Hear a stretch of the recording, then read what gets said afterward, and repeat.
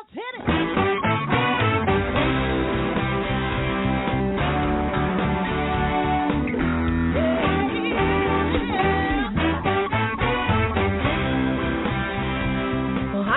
And welcome to Alzheimer Speaks Radio. I'm your host, Lori LeBay, and I'm so excited that you're joining us today. We are going to have a fascinating conversation as usual as we learn from people all around the world at all ages and stages of life. Stay tuned as we shift our dementia care from crisis to comfort. All right, here we go. What you think about, you will bring about.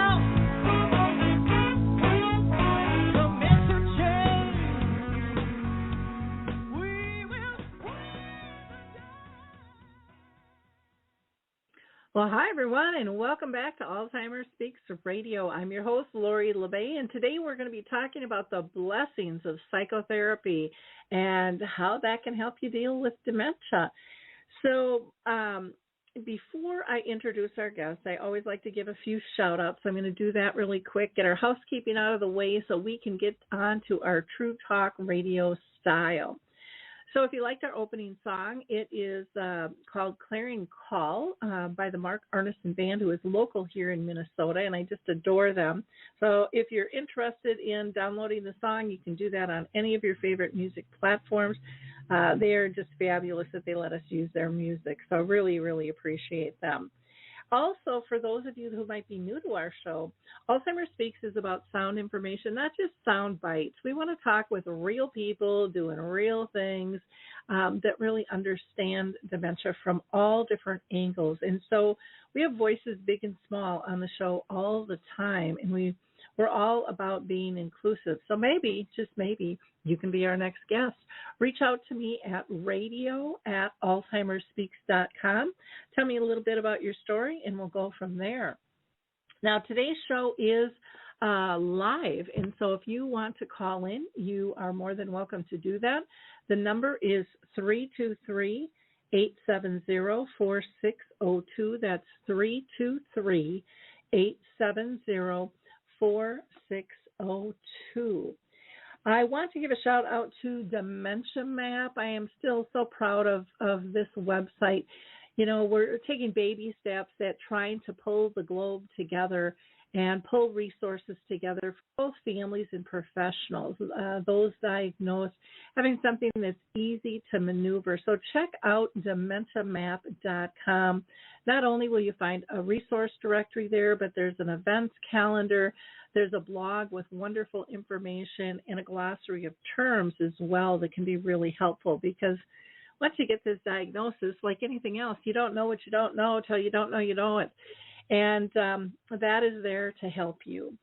I'm big on supporting people, and so I am involved with a couple of different groups. One is called Arthur's Memory Cafe.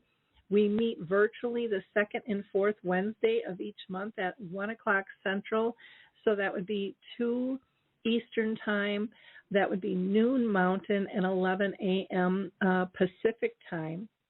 And then I also work with Brookdale North Oaks, and they sponsor a Caregiver Connect program. And we were meeting in person. We went virtual for a little while. We're hoping in May that we will be back to meeting at the Shoreview Community Center the last Wednesday of the month from 10 to 11. And you can bring your loved one with, too, because they also provide respite care during that hour's time. And you can find out more information by just contacting me on that. And then on May 25th, I'm going to be out at Friendship Village in their Friendship Hall out in Bloomington, Minnesota. And I'm going to do a program called As the Cookie Crumbles, which is designed to help professionals identify and understand the multi-level dynamics at play when a family gets that diagnosis of Alzheimer's or another form of dementia. And then a big shout out to our friends with Fox Valley Memory Cafe. They are once again doing their memory camp at Moon Beach in Wisconsin from August 15th to the 18th, and that's for both family and friends to join their loved one. The number to call there is 715-479-8255 for more information. And you still have time to register for the Central Minnesota Dementia Community Action Network, a virtual program which is going to feature Dr. Dale Brennison on May 12th from 9 to 1 a.m. or 9 a.m. to 1 p.m. Sorry, that would really be a long time there. And you can find more information out about them on Dementia Map. And then Maud's Awards, if you haven't made your application to win that $5,000 as an individual or $25,000 for an organization, you need to do that because Monday, May 16th, is the deadline. They also have Maud's Ventures, which is seed money that gives $50,000 to $100,000 out to people who are doing some cool new ventures. And they have 3 different categories. You can go to maudsventures.org or maudsawards.org for more information on both of them. We are going to hear from the footbar walker as being told by the Adaptive Equipment and Caregiving Corner, and then we will be right back. I take that back. Here we go. I love the footbar walker, and let me tell you why. It is the option for my toolbox that I've been waiting for. Let's be honest, there are some clients who, despite our best rehab efforts, just aren't able to return to performing a sit-to-stand transfer on their own. Now I can offer my caregivers an easier, safer option that doesn't involve hoisting their loved one up from a sitting position. I don't recommend this walker for all of my clients, but I do recommend this walker for those caregivers looking for an easier, safer option with transfers. I would also encourage other therapists to add this walker to their toolbox. It's kind of like having my own mobile parallel bars for the client to pull up on. Whether it's a family caregiver at home helping a loved one with Parkinson's or dementia, CNAs in a long-term care facility assisting their patients, or therapists adapting to client and caregiver-specific needs, we now have a very safe and effective option to offer in the footbar walker. Check this product out at thefootbarwalker.com. That's it for today from Adaptive Equipment and Caregiving Corner. Have a great day, and don't forget, if you can't do it, adapt it. And if you haven't checked out the Adaptive Equipment and Caregiving Corner, do so. They have tons of videos and explanations of how to use a variety of tools to live better, not just dementia related. If you had a hip replaced or knee, all kinds of different things there. So let's introduce you to our guest today. Molly Fisher is a clinical social worker who's worked in the field for over 15 years. And she is excited to open up her private practice providing quality psychotherapy services to individuals living with a parent or a person with dementia.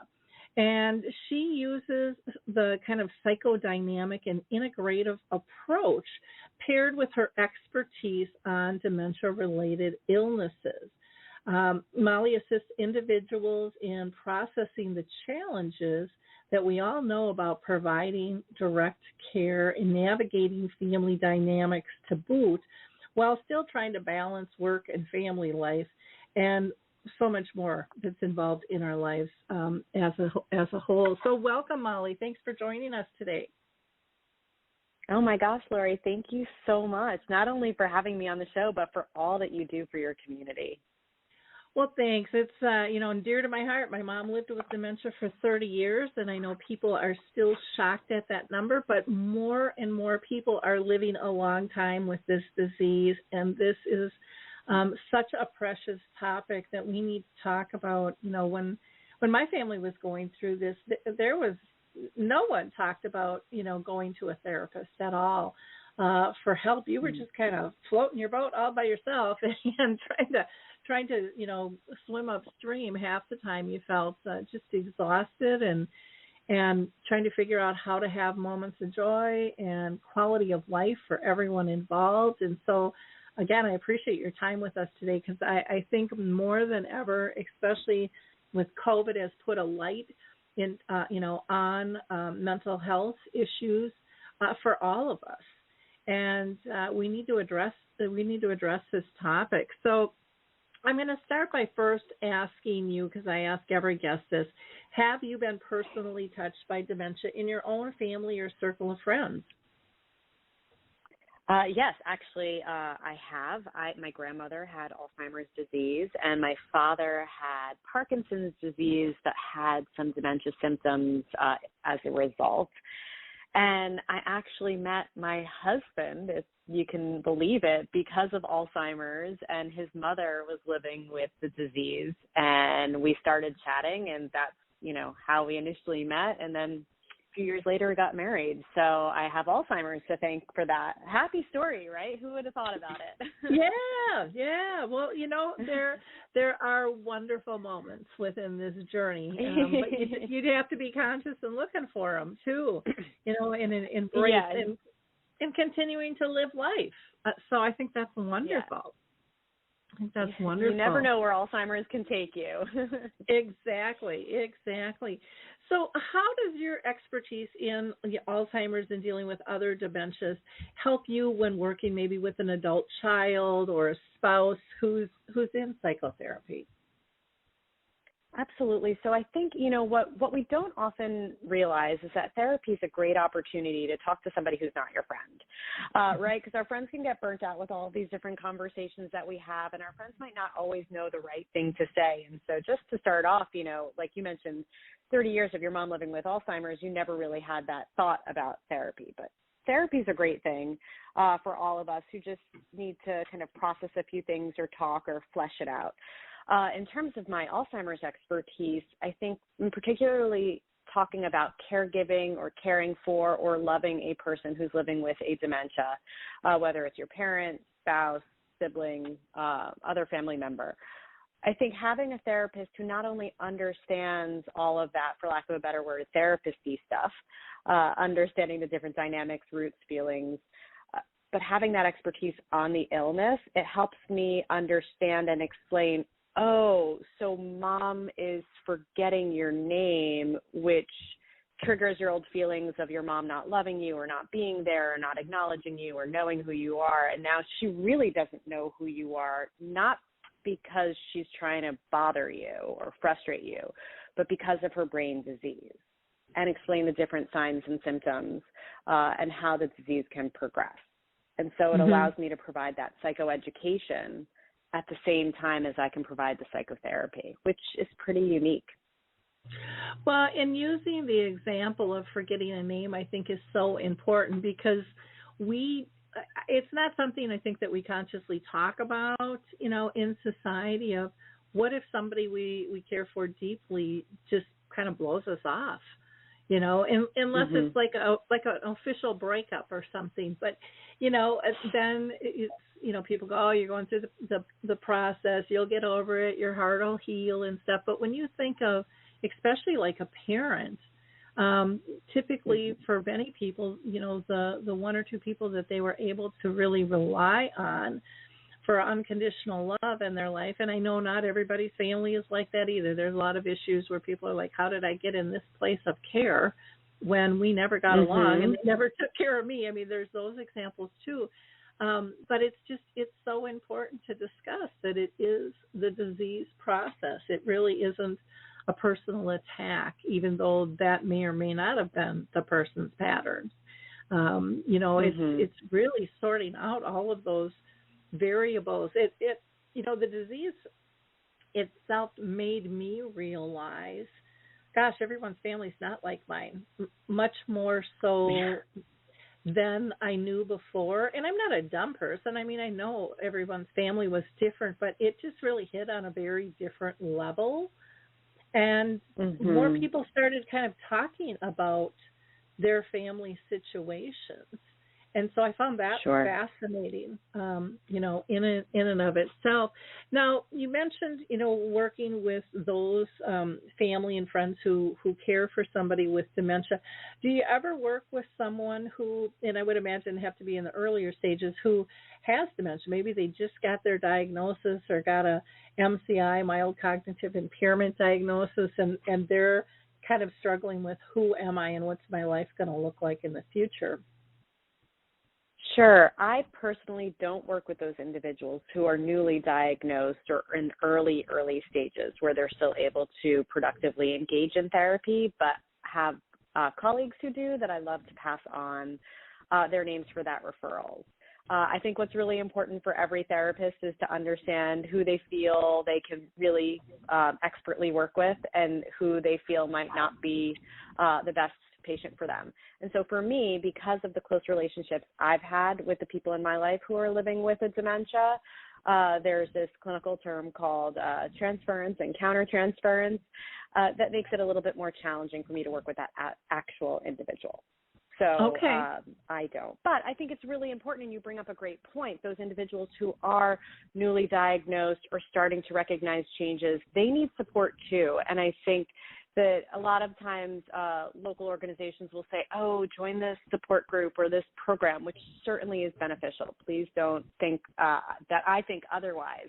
However, I do think it's even more beneficial for them to have that designated one person to talk to. Just like caregivers, it's great to go to support groups, but some individuals still need or should supplement with that one-to-one therapy relationship beyond just the support group to get that attention that they need. Mm-hmm. How about one other population, and that is professional care partners? Do you work at all with them? So I've done a lot of training and education during my career for the professional caregivers, home health aides, social workers, nurses, individuals who are working in residential care settings. Usually I haven't had the opportunity to work one-on-one with them unless it's something along the lines of individualized skill building. But certainly our professionals, and you see this a lot in this kind of COVID world, professionals need to ensure that they're taking the time for their mental health and wellness. Mm-hmm. What I often find is institutions don't always prioritize that, and so it's important for any of the professionals who are listening in to make sure that you take the time for yourself and seek that out and look at the external resources, whether it's through employee assistance or your health insurance, to receive psychotherapy. And so you can make sure that when you're looking for a therapist, you're asking them for assistance in something, whether it's caregiver burnout or workplace stress. And usually what happens is that's what brings you through the door to the therapist, and then you start talking about all the other things that might be happening in your world too, because it's all interrelated. Yeah, I personally would love to see companies offer this type of support to their staff. I think it's badly needed. You know, they're all working 3 different positions. I just saw information here on Minnesota that said, like, we were like the worst as far as staffing our senior communities, memory care included. I mean, we were really, I think it was like 40% we were down. That's a huge, massive amount, and the pressure that is put on them. And I think staff are looking for more than just a paycheck too. They want to know that the company they work for does care about their mental health and their well-being, and being able to help sort that out. And maybe it would be an issue too where maybe some staff wouldn't feel comfortable going, oh, is she going to report this stuff to my employer? Because I don't necessarily want them to know either. But I would imagine that would be confidential and couldn't be shared. But I think so many people can benefit, by having kind of that non-biased person to talk to who's been trained, to help them through the process like you have. So I think that covers for me, who your target market is and things. How do you, work with somebody, and why is it important for them to get some psychotherapy support? Yeah, so I actually work with adults of all ages and a variety of general mental health backgrounds, but my specialty is working with these adult children who have, as you said, a person or a parent who's living with a dementia. And the reason I like to specify person or a parent is because I think we naturally go to the idea of, oh, you're caring for your parent, but it could be an aunt, an uncle, it could be a sibling. Let's say you come from a family where there's a lot of years between you as a 40-year-old and your oldest sibling, and you're now caring for them. So we never want to make the assumption that it's always you're caring for a parent, or it could be your spouse, and there might be an age difference between you and your spouse, and people might misunderstand that. So your person or parent that you're caring for, and I think the biggest thing that we need to think about is that caregiving in general is really difficult. And as usually within the 30s, 40s, 50s, you might be building your career, starting your family, getting married, a variety of different things are happening. And on top of that, you've got this aging parent. And what I think COVID in particular has made us see is that when you're isolated, when programs are shutting down, when you don't have the connections, that challenges can arise and the family becomes the first people we look to. And our sense of responsibility or duty might kick in. And then what happens? It's so stressful. I don't know what to do about mom because she's, 3 hours away and I can't get there, but I think she's getting older and struggling. So what do I do? And then you feel guilt and you feel shame. But I've got to take care of my 10-year-old, or I've got to go to soccer practice for my 12-year-old, or I have a new baby at home, whatever the scenario is. And then who can you talk to about that? You can talk to your partner.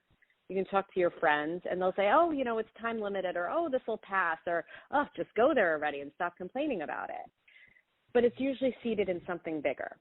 Like I said, the sense of obligation. I always feel obligated. I have to do this. But what if you don't?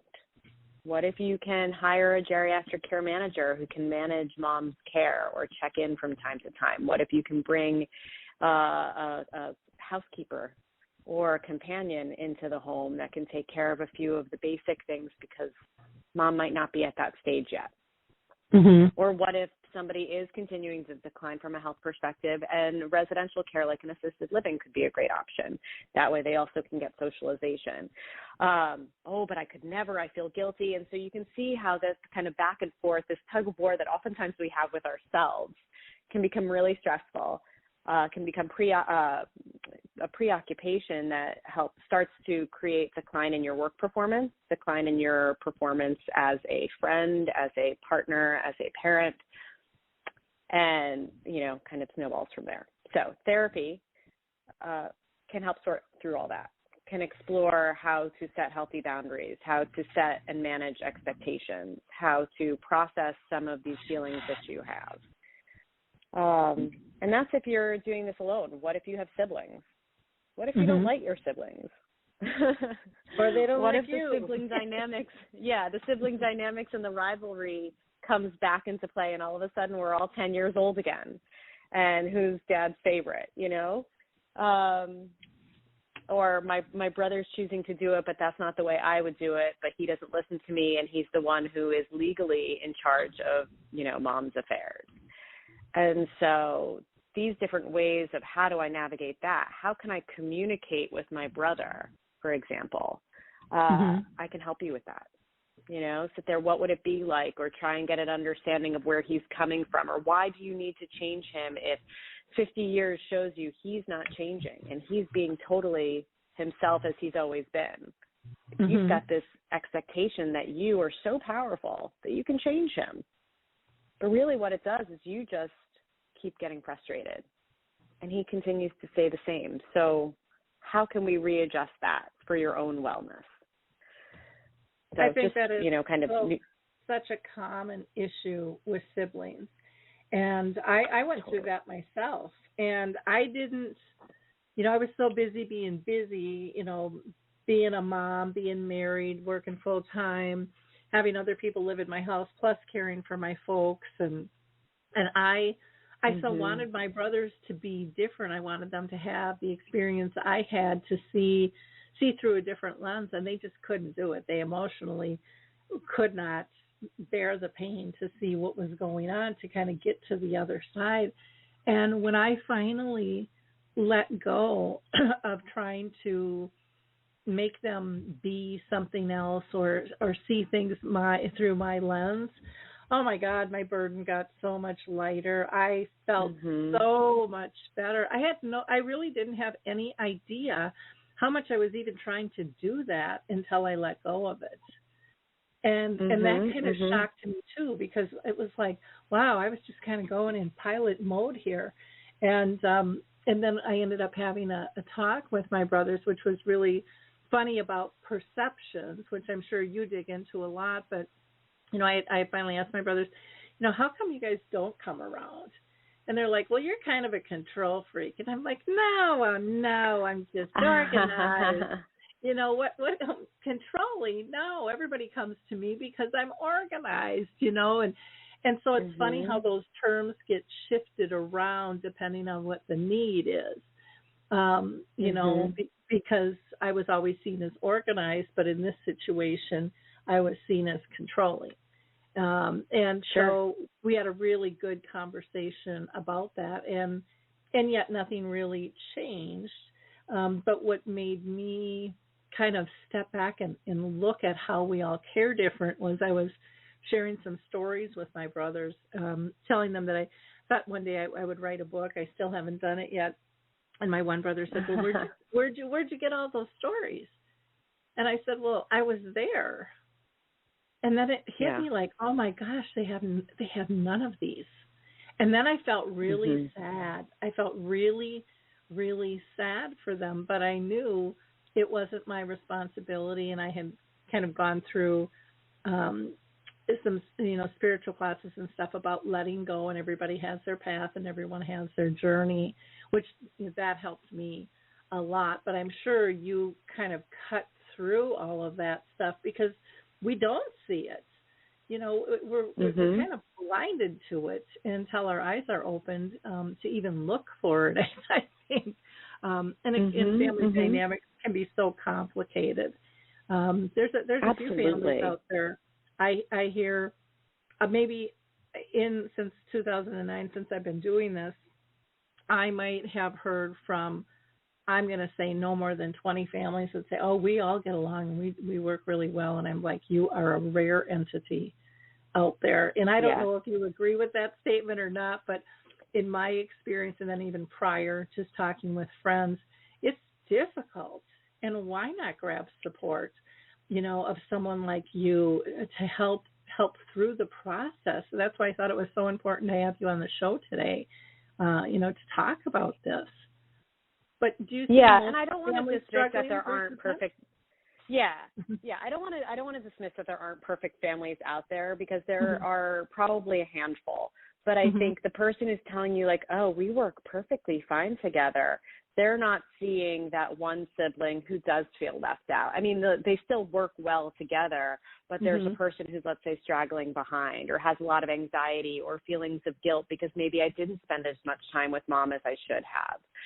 So as a result, again, on the surface, oh, we work great together, but you don't know what that one person is feeling and how they've internalized the fact that everybody else is standing up proud of being like, yeah, we got this.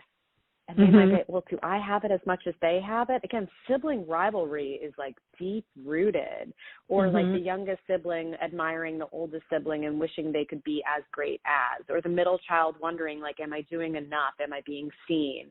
You know, these things are not just showing up when dementia shows up. These are things that have been showing up since the family began.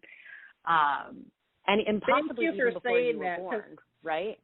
And thank you for saying that, because I think that that's really important, because some people just blame everything on the disease. And it's like, no. This stuff's been hanging with us a long, long time. Oh, 100%. You know, I have a story, a woman who came in and reached out to me, and she goes, you know, I'm okay with my mom's illness, but the problem really is my brother. He just doesn't get it. He blames me for everything. He's so angry. So what I need you to do is I need you to trick my brother into talking to you so you can fix it. And I was like, oh, okay. Well, I can't do that. Like, I'm not in the business of trickery or, you know, I don't fix things either. You know, that's like a common misunderstanding. I'm not trying to fix anything, but what I can do is speak to you, like I mentioned earlier, on how you can better talk to your brother and kind of come to some sort of neutral ground. And this person actually has really a beautiful way of looking at her mother's disease, which is, I've never seen anything like. She's come to terms and has a wonderful perspective on her mom's illness. We had about one session talking about her brother, just one. And now what we're actually talking about is this, like, insane trauma that she experienced at 4 years old that has nothing to do with her brother, her mother's Alzheimer's disease, or anything else. And so it's so fascinating to me that, again, what's bringing her in the door is mom's Alzheimer's, but that's not actually anything we've talked about for weeks now. We're talking about her trauma and how her trauma has created her to be kind of a person who's just going to put on a happy face because that's what she was told she had to do, and there wasn't room for her to feel. Mm-hmm. And then how that plays out now in her relationships.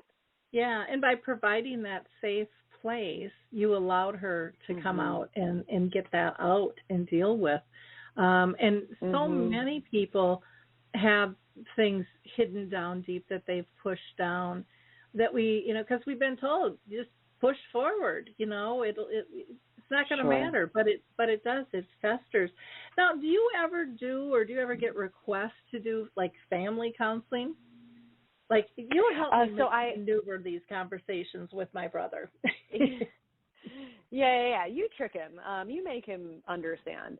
I have gotten a few questions as I've reopened my practice. People are like, really eager for me to do family work, family mediation. It's not my preference. I have done mediation and family meetings before in my work as a social worker.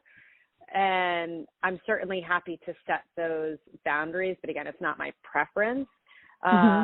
It's fascinating stuff. What I'd prefer to do is because the thing is that when you deal with a family as a unit, a lot of times not everybody's on board.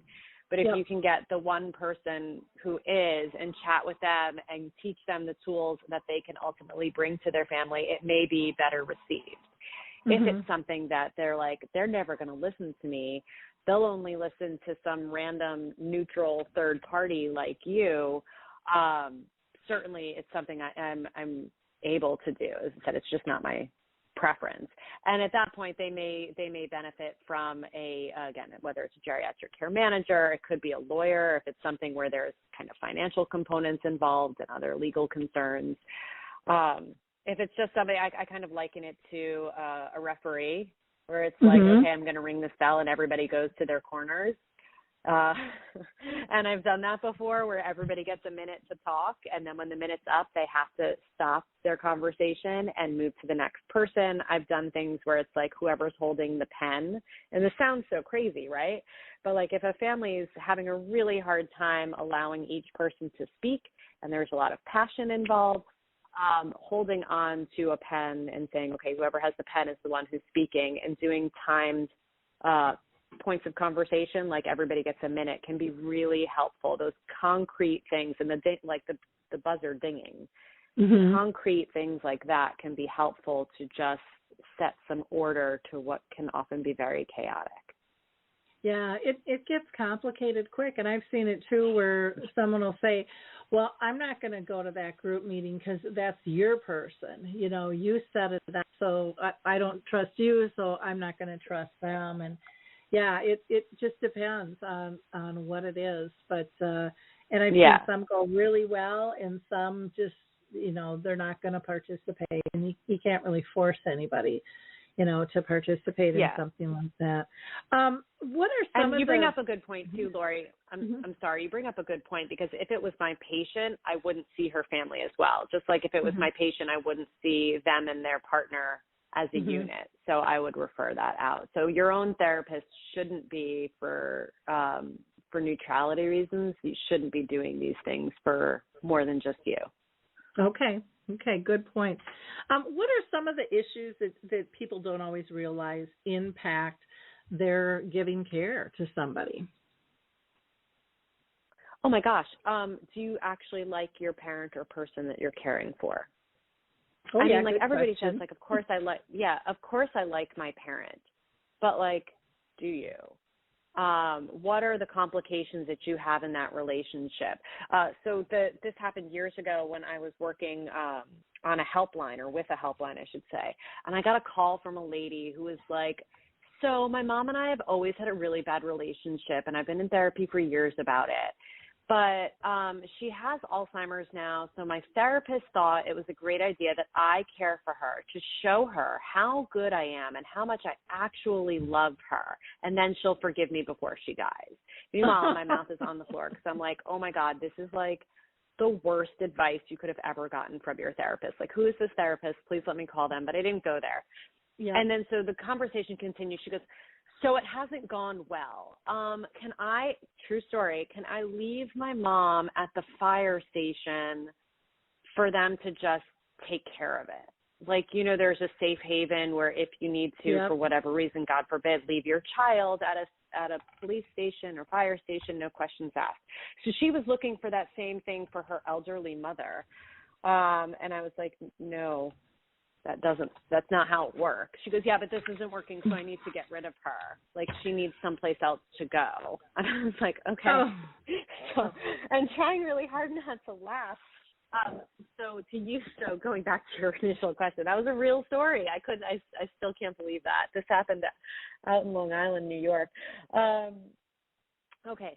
So to think that you caring for your parent is going to repair your troubled relationship is an unrealistic expectation. To think that you caring for your person is going to make you love them more, probably not also accurate. To make up for lost time with urgency, like, I feel like I haven't been around, so I'm going to care for them now to make up for lost time. I would also be like, well, but why haven't you been around, right?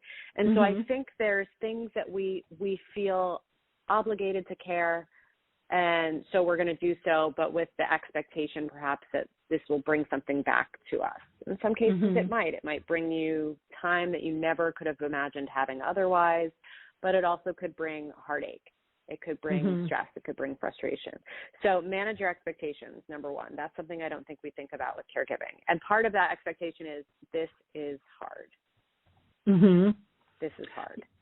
So you are going to see things about your parent or your person you've never thought of, like you are going to have to experience things with them, good, bad, and otherwise, and it is going to bring up a million feelings. And that's like in a vacuum. That's discounting the fact that your job doesn't care that you're caring for somebody else and still has work requests upon you. That doesn't take into account the fact that you've got a partner at home, spouse or otherwise, who is really getting burdened from taking care of everything at home because you're taking care of everything at your parents' house. You've got a kid who's wondering where mommy is going, right? And ballet recitals that aren't being attended to, all these other things. Like, you cannot do it all. And so how this goes back to like building your care team. Who can you put in place, whether it's you and all of your siblings, you and other family members, you and your friends, hiring help, your spiritual community, church, temple, mosque, whatever you got going on, hiring a geriatric care manager, bringing in support groups for yourself, and if there's a well spouse, like if it's your mom and dad is sick, is there a support group for your mom? Are they getting the help that they need? And then therapy, of course, this is the piece that I think we utilize last, is making sure that you're getting that one-to-one individualized therapy for yourself. Wow, you gave such good examples. There's so much that goes into this and so much that needs to be looked into this. And again, I think so many people don't open the door to therapy until they're so overwhelmed and feeling so lost. And, we can all do ourselves a favor by opening that door a little bit earlier on. And especially because at that point, I'm sorry. At that point, right, where it's become so overwhelming, that's when it's even harder to find the 45 minutes you need for a session. If you can start, and this goes for anything, if you could start building in the healthy habit now. Let's say you're not even caring for anybody. Just like if you're trying to lose weight, right? If you can build in 15 minutes to go for a walk every day now, it's going to be helpful. That's a habit that you'll always have when things get really stressful. If you know that your parent is aging and you're starting to have concerns about them just getting older, talk about it. Right? Build this habit in now, because once you're at the point of like oversaturation where you can't even find time to eat, where you're not sleeping well, where are you finding that time for a session? More often than not, as humans, we don't, especially women, we're deprioritizing ourselves and our needs, and therapy, sadly, goes to the bottom of that list. So getting into these habits before it becomes a crisis, yeah. Well, and, you know, when we take better care of ourselves, we give better care, you know, to a person with dementia or anybody in our lives. We do everything better. You know, our mind isn't spinning. We're sleeping typically better. I mean, we're eating better. Like you said, sometimes your day gets so busy. I can't tell you how many care partners say, I don't even have time to take a shower. You know, I have to do wash. It's piled up, and they just see all these other things going by the wayside. And some of them they actually physically see piling up, if it's dishes or laundry or whatever, which just gets raises the anxiety, increases the depression, and just you know, makes you want to run away and hide. I think it's very, very common and so many people don't, you know, if they've never cared for somebody at that level, they don't understand it. It's like, well, what's the big deal? Or they hear, well, they look fine to me, because, you know, somebody with dementia sometimes will perk up when they have company around, or, you know, there wasn't anything disruptive happening in that moment. And even like with siblings, they're like, Mom looks fine to me, but I don't get what all the fuss is about, you know? And so those perceptions are really important to understand. And, you know, how can you shift those without taking on the burden of changing somebody? Because sometimes just them being able to see something in a different light can help, but not always will that work. In terms of family dynamics, go ahead. Wait, there's just one other thing I want to add. Like, everything could look fine to everybody else because you, the caregiver, have done a great job. Mom is great because of you. But what no one else sees is that you deprioritize yourself so much that they don't see the anxiety that's keeping you up all night. They don't see the fact that you cry every time that you can find like a minute to yourself, or you cry every time that Mom is sleeping. Right. And so you could be putting every ounce of what you have and who you are into your caregiving. And so everything looks great, except you are a mess. And I don't mean that in a negative way. It's just messy in there because you have, like you said, like a pile of clothes that you need to sort or wash or whatever, but you have prioritized getting Mom breakfast, a warm breakfast, instead of just a bowl of cereal, instead of doing the laundry. And so, or you have prioritized yourself getting an hour sleep, an hour extra sleep, instead of showering, and it's been 3 days. And because you haven't showered in 3 days, then you feel guilt, then you feel shame, then you feel disgust about yourself. And so it actually ends up having nothing to do with Mom, but you have lost yourself so much. And so giving yourself the gift of, and I say it's a gift, the gift of therapy, it's a really important investment to take for yourself. Well, you know, because everything else is great because of you. Yep. And it's interesting. I know on my own journey, when you mentioned about they look good or are doing good because of you, I remember my folks, my dad had brain cancer, my mom had dementia. And so they would go visit their friends. Their friends would come and pick them up. But I would scoot over there and make sure that they were dressed appropriately, that Dad had money for lunch and, you know, yada, yada, yada. And they came home one day and said, oh, you know, we've been invited to go down to Texas this winter. And I'm thinking, you can no more. And I didn't say this to them, but in my mind I'm screaming, you could no more drive down there or fly down there. I mean, there's just no way. And I was livid at their friends, livid. And then I had to sit back and go, well, shame on you, Lori. They don't know because they look well and they can reminisce just fine. And they have no idea. So there's that fine line too of protecting their dignity and being honest. Because people can't help if they don't know. And that was kind of a slap on the face to myself when I realized that, going, well, okay, I guess I got to take some responsibility. That's a great example. That's a great, great example, because that's a testament to all that you were able to do for your parents. But with so many times we have all this, like, you can't tell anybody, like back in the day when you whispered somebody had cancer, like you don't mention who has Alzheimer's or, oh, they have dementia, but like you can talk about your high cholesterol all day. Like we want to normalize and destigmatize not only mental health, but we want to normalize and destigmatize Alzheimer's and dementia. We're not there yet, and we shouldn't be keeping this a secret from family and friends. And I hear that word dignity thrown out a lot, like, oh, well, it's just so, I want to maintain their dignity. Well, maintaining their dignity is making sure that they can still be who they are as they progress through this illness and have the connections that they've always had. It might look a little different. So instead of playing canasta, we might just sit and drink a cup of tea together, but you're still having that social connection. That's dignified versus having, just all of a sudden, oh, mom can't play canasta anymore, and then we don't hear anything from anybody ever again. Right? So like, how can we continue to be honest with our parents or person's friends and friend circle and build up community that way? Because those people, if they don't know, they won't help, and they'll invite them down to Texas. If they know, and this is the big risk, right? And a lot of families struggle with this. If they know you might lose friends, shame on them. Shame on those friends, right? Because who's going to be around when you need it? Like, I used to do all these talks about building community within our friends circle as we age.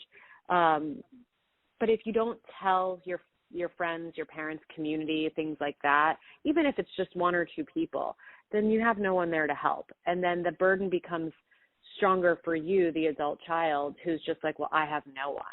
And I either have to make sure that they look perfect before they go to lunch, or hide my parents and become their only social connection. Or they have no social connection, in which we see studies show lack of social connection will exacerbate the symptoms and lead to a more rapid decline. Yeah. Well, and, with my situation, I wasn't even actively thinking consciously that I was trying to hide the disease. I was just trying to, I knew how my folks always dressed and looked and acted, and I wanted to preserve that for them. And when I'm saying it out loud, I want to, I kind of want to slap myself in the face going, yeah, but, that's a whole denial thing of what's real. And I would still want to do those things for them, but just let others know that they now need assistance, with some of those things. And that's the same reason why you would give your dad a wallet, right? Like your dad could be living with dementia, not going anywhere, not driving, but you're still giving him a wallet every day because for 75 years he had a wallet in his pocket, and he just expects to have it there when he puts his hand in his pocket. Yeah. You're doing everything right. It's just the idea of exploring what else is happening, whether you realize it or not. And that's where, again, therapy can come into play. Because if it stresses you, and I'm not saying this stressed you in particular, but if it stresses anybody who's listening, they're like, oh, I need to make sure that I've got to get dad XYZ before he goes out to, whatever, all the things. If it stresses you to that point, well, then I'd say, okay, peel back a layer. And what else is happening? And then what? And then what? And then what? Well, I can't have the guys at church know that he can't get ready on his own. Or I can't let, mom's friends know that she doesn't want to get her hair done anymore. Whatever the case may be. It's interesting. My dad, my parents retired up at the lake, and my dad would go for coffee at the little store, and they'd have coffee and donuts with the guys, and they would just swap jokes. And my dad wasn't able to drive anymore. And so I asked him, I said, can I come and drop him off? And that's what I was going to do, was drop him off, and then one of the guys was going to bring him back. Well, they ended up inviting me to stay, and it was so fun to get to see him in action with his friends and do different things. But sometimes you just have to ask. And absolutely. And like you said, those true friends will gather around, and the ones that can't deal with it, they'll peel away. My mom had a friend who just could never go see her when she ended up having to move into a nursing home. But I would meet with her. That was another thing on my schedule. I would meet with her like every month or every other month, and we'd have breakfast together so I could update her on what was going on. And about 10 years into it, I showed her this DVD that we did with my mom with a a musician, and it was just magical. It was, and I was so proud of it. And this woman, she's like 76 years old. She screamed out in the middle of the restaurant going, "Oh my gosh, she looks horrible. This doesn't even look like your mother. I'm so disgusted with you. You told me you were taking good care of her." And but it was a really good learning lesson for me. And I kind of giggled because I was nervous, and then I got the seething eyes, she could have burned holes through me. And then I said, "Thank you." And she's like, "Thank you? What are you thanking me for, Lori? I can't believe you've been lying to me all these years." And I said, "Okay, I'm saying thank you because until this moment, right now, I didn't know that everybody doesn't see what I see." And I said, this is my mom in pure joy as she is today. Yeah. Her hair's not done. She's got a billy goat hair hanging off her chin. She just didn't look like my mom. Like my mom was always pristine, And she's like, "Well, what do you see, Lori? What do you see?" And I said, "Kay, I see a great big smile." I said, even with her rusted chainsaw, broken teeth in there, I see a big, beautiful smile. I see her dimples. I see her squinty eyes, and I see a glint in them. I said, when I look at this picture, okay, I hear my mother giggle. This is a joyful, precious moment I'll never forget, Kay, and thank you for letting me tell you what I see. But she was so fearful of seeing it, she couldn't see. I saw the gradual decline and changes, and why we weren't brushing teeth anymore because she was scared, and we used to fight over that, and staff used to fight over that, and it wasn't worth quality of life for her to be mad and upset and feel threatened by the people around her for half a day before she forgot it. And those are the things that we have to weigh out. And that was, the brushing of the teeth was one that was, kind of in your face. You had to finally make a choice. But not everything is that in your face or that dramatic in terms of how we care. And we just kind of keep picking everything up, as we see it. And we're not evaluating how much of a load can we handle or how much do we really have to do. Once I changed how I even looked at care, I used to have my to-do list. Well, one day I snapped at my mom really bad, and I felt horrible because she didn't deserve it. But I didn't, I just couldn't deal with her repeating 45 times in 10 minutes the same question. And I snapped. I lost it. And then I developed this tool called your memory chip, and I decided my focus had to be, was she safe? Was she happy? Was she pain-free?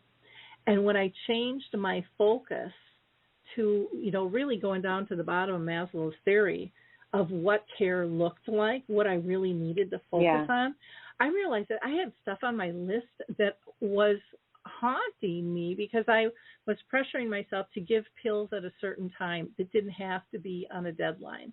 I was being so strict with things. I wasn't letting other people come in and help, or I had stuff on my list. And this was probably the biggest thing. I had stuff on my list that made me feel good because this was a disease with no cure. And that let me just be in her space and relax, kind of like a new mom, sleep when they sleep, relax when they relax, you'll have that other time. But to really be joyful in their space, and allow them to be joyful and peaceful instead of always having to be busy. That changed how I did everything. But those aren't easy things to come by, and to have some guidance from somebody who's looking outside going, okay, let's evaluate this a little different. Because I'm sure you would have picked up on this years before I ever figured it out, But for me, and it's so easy to say, right? But for me, I needed that horrific sense of guilt that just about crushed me for how I acted, for me to change, how I looked at care on that. I can't believe we're down to like 5 minutes. The time goes by so fast. So I'm just going to ask you what else. I know, you said it. I know. I told you it'd fly by. It always does. What else would you like people to know in the short period of time that we have left? So I think, prioritize yourself and your mental health if you can, even if it's just for 5 minutes a day as caregivers. I don't think we do that enough. And by the way, you could be a caregiver, meaning you're just a mom or dad. And I don't want to say just a mom or dad, but you're a mom or a dad and you're caring for a kid. You might not yet be caring for an aging parent. You might have an aging parent that you don't directly care for, but you care about, and that stresses you. And so just make some time for yourself and prioritize that. I encourage people to give themselves a little bit of grace. You can get frustrated when mom repeats herself 25 times in 5 minutes because it's frustrating, and guess what? You're human. So give yourself a little grace, and you can be upset. Just notice when you're upset more than you're not, and then see how you can maybe seek some support. So I'm based in New York City, but there's great access to mental health therapies all around the country. And, COVID kind of made mental health even more accessible than it was before because so many people are on telehealth right now. You can do a Zoom, you can do a phone call. There's even companies that do text talk. So like, I think that's Talkspace. So there's Talkspace, there's Headway, there's Alma, there's a bunch of resources where you can go online, use your insurance, and try and find a therapist in your area. I don't know how many therapists out there have the expertise in Alzheimer's and dementia that I happen to have, but if you do have somebody that you can ask, what's your understanding of Alzheimer's and dementia? Have you experienced this before? I think certainly that can be helpful, but absolutely not necessary. I just want to make that clear. It's not a necessity, but it can be really helpful, right? Like here in New York, there's 1 million therapists, and everybody has a therapist. Somebody might just want that person who has the expertise, and I happen to have it. And there are other places in academic institutions that you can speak to, people, neurologists, people who are doing studies on Alzheimer's and dementia. Reach out to them and see who they might recommend. Reach out to people who might recommend a therapist for a spouse, and that person might also be able to very adequately help you as an adult child. I think, Lori, you'll have my information. You can always email me or reach out to me, and I'm happy to point you in the right direction. There are great organizations out there. HFC is one of my favorites. Their website is wearehfc.org, and they have online support groups and chats and resources and trainings and education, and they do it in a very lighthearted, kind of fun way. If you can make Alzheimer's fun, which I like to try and do, and bring a little lightness to a very challenging illness. So check them out. There's also the Alzheimer's Foundation of America, where I used to work. They've got a national toll-free helpline with social workers only. They've got support groups. They've got online programming for people who are living with a dementia. They're just doing really wonderful things around the country. And again, both those organizations are national. So find yourself a great network. Give yourself a little grace. Take a break. Go for a walk. It's summertime almost everywhere now, or hopefully soon. So take a walk, enjoy the sunshine. I know I hope to do that a little later today. And just give yourselves a moment of pause, and thank you for all that you do for the people you care for. Well, I appreciate your time and all your words of wisdom there for us.